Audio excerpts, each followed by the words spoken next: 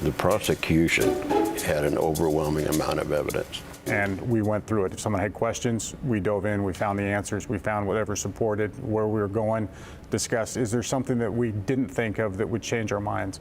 So I'm very proud of the group that we had, that we did a thorough job and discussed everything. But as Roy mentioned, the prosecution put up a great case.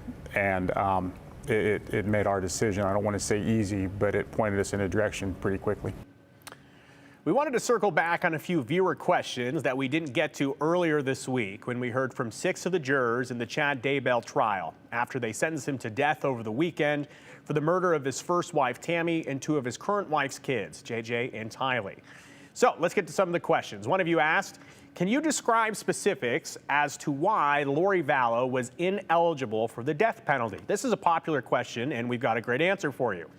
So in March of 2023, Judge Stephen Boyce ruled that Lori Vallow would not face the death penalty if she was convicted, which she was. And Boyce said at the time that the state prosecution disclosed evidence late, not in a malicious way, but in a way that could cause the case to be turned over on appeal if there was a capital conviction.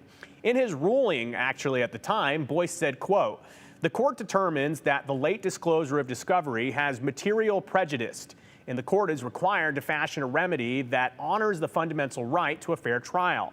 As an appropriate discovery sanction, the state will be precluded from seeking the death penalty at trial." So there you go.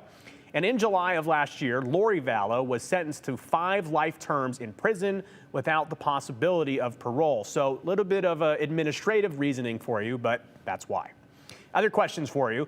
Peggy was wondering if Chad and his current wife, Lori, are they allowed to contact each other now that they're both in custody?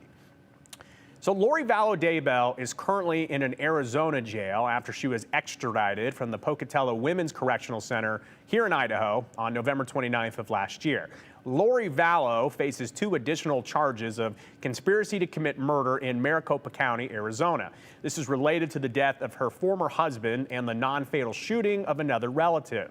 So we reached out to the Idaho Department of Corrections to find out if she and Chad are allowed to contact each other. And here's what they said, a general answer that could apply. Per policy, resident-to-resident correspondence can be approved for residents who are immediate family members, are biological parents of a minor child, or when contact is related to legal work. If such correspondence was approved, it would be exempt from public records. Lori Vallow is scheduled to stand on trial for those additional charges in Arizona. We're expecting that to happen August of this year.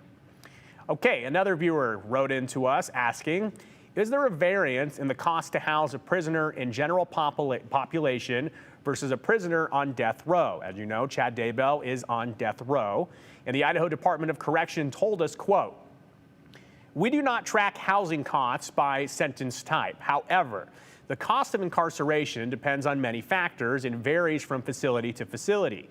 For fiscal year 2023, the cost of incarceration at the Idaho Maximum Security Institution, the facility that houses residents under the sentence of death, there was roughly $111 per day, or about $40,700 per year."